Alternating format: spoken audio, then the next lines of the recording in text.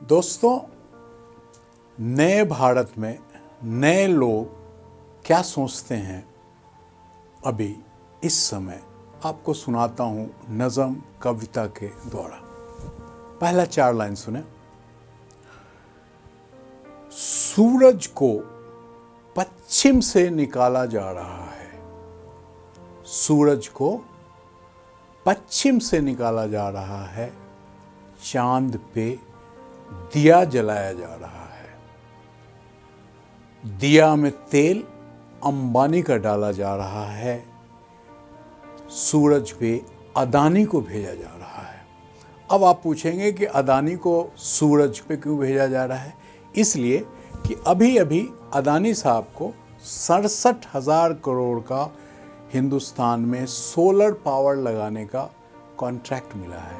इसलिए फिर से पढ़ता हूं, सूरज को पश्चिम से निकाला जा रहा है, चांद पे दिया जलाया जा रहा है, दिया में तेल अंबानी का डाला जा रहा है और अदानी को सूरज पे भेजा जा रहा है। अब आगे बढ़ते हैं, आगे बताते हैं हमारे देश की कानून व्यवस्था। कानून और कोर्ट को अब धन बल के सहारे चलाया जा रहा है। कानून और कोर्ट को धन बल के सहारे चलाया जा रहा है। ये हम नहीं कह रहे हैं, देश के पूर्व न्यायाधीशों के द्वारा ही कहा जा रहा है। सुप्रीम कोर्ट का अभी आपने सुना होगा, जस्टिस गुप्ता ने जो कहा था, ये उसी पे है। ये अब आते हैं, बैंक से कर्जा लेना हमारे लिए कितना आसान है, मुश्किल है, उस पे 2 लाइन। बिना गारंटी के बड़े बड़े कर्जदारों को ही कर्जा दिया जा रहा है। बिना गारंटी के, अब आप समझ गए होंगे, बिना गारंटी के बड़े बड़े कर्जदारों को ही कर्जा दिया जा रहा है। फिर उसी व्यापारी को देश से भगाया जा रहा है।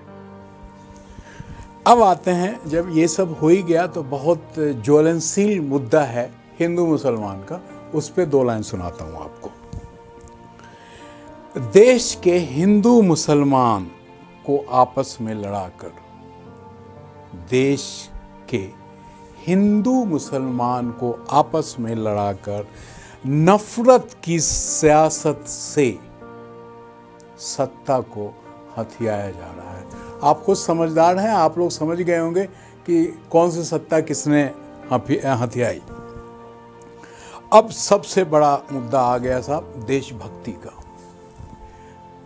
देशभक्ति का परिभाषा भी बदलने की कोशिश की जा रही है। देशभक्ति की परिभाषा को भी अब बदला जा रहा है। देशभक्ति की परिभाषा को भी अब बदला जा रहा है।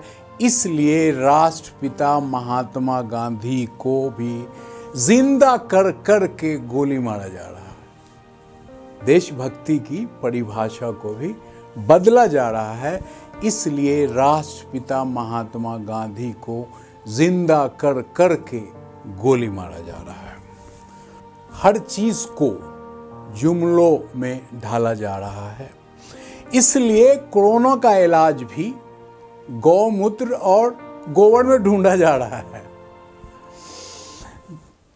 अब आ जाइए साहब, जो अभी मजदूरों की बेबसी हुई है रोड पे, सड़क पर हमारी बेबसी, या जिसे मौत भी कहें, सड़क पर हमारी बेबसी किसी टीवी चैनल पर नहीं दिखाया जा रहा है। सड़क पर हमारी बेबसी किसी टीवी चैनल पर नहीं दिखाया जा रहा है। वहीं दूसरी तरफ करोड़ों के खर्चों से किसी पे फूल बरसाया जा रहा है।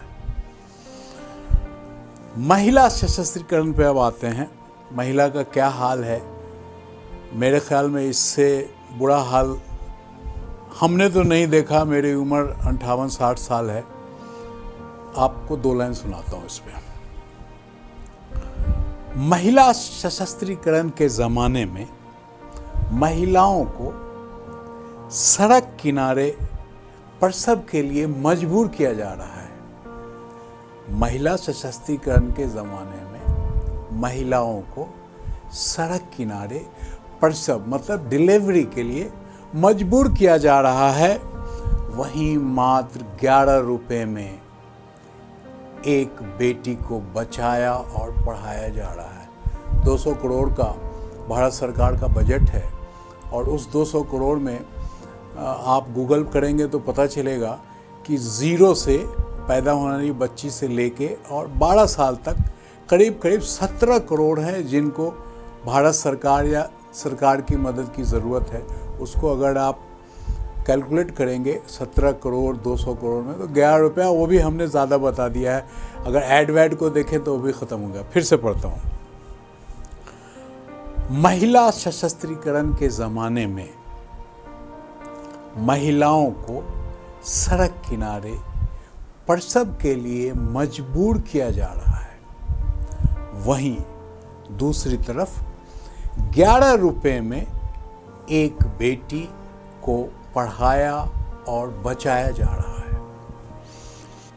महिला सशक्तिकरण के बाद अब आते हैं निर्भया की कहानी, जिस पे अभी सुप्रीम कोर्ट ने फैसला दिया, 4 लोगों को फांसी की सजा हुई। उस पे 2 लाइन सुनिए।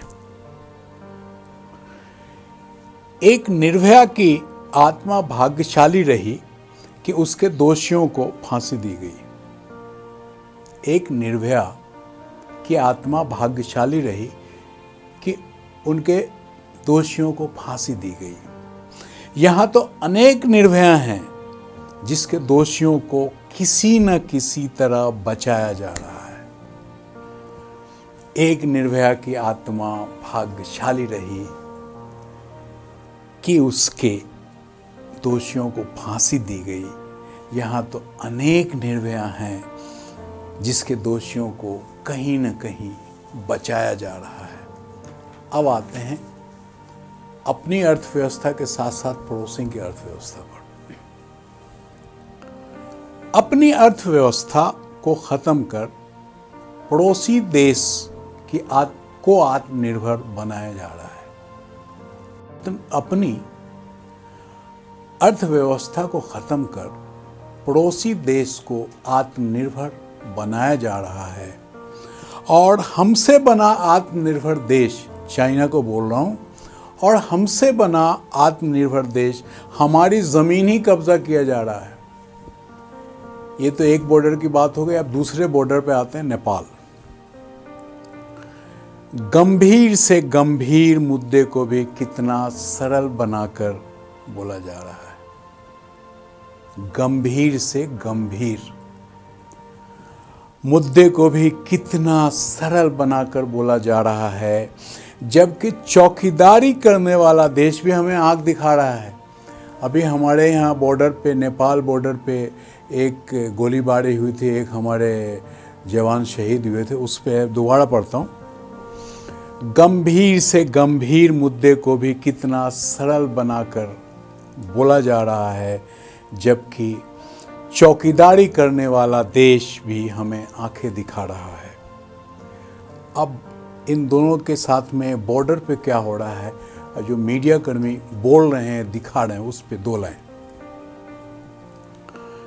लगी है आग बॉर्डर पे जिसे सिर्फ झड़प बताया जा रहा है।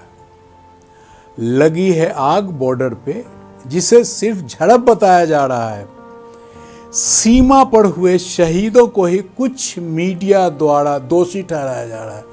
आज तक की एक एंकर हैं, उन्होंने हमारे जवान पे ही पूरा मत दिया कि नहीं साहब, उनकी वजह से ये शहादत हुई। सवाल उठाना कि चीनी सेना हमारे जमीन पर आ गई और हम सोते रहे, ये सरकार पर सवाल नहीं होता है, ये सेना पर ही सवाल होता है, क्योंकि पेट्रोलिंग की ड्यूटी सरकार की नहीं होती है, सेना की होती है।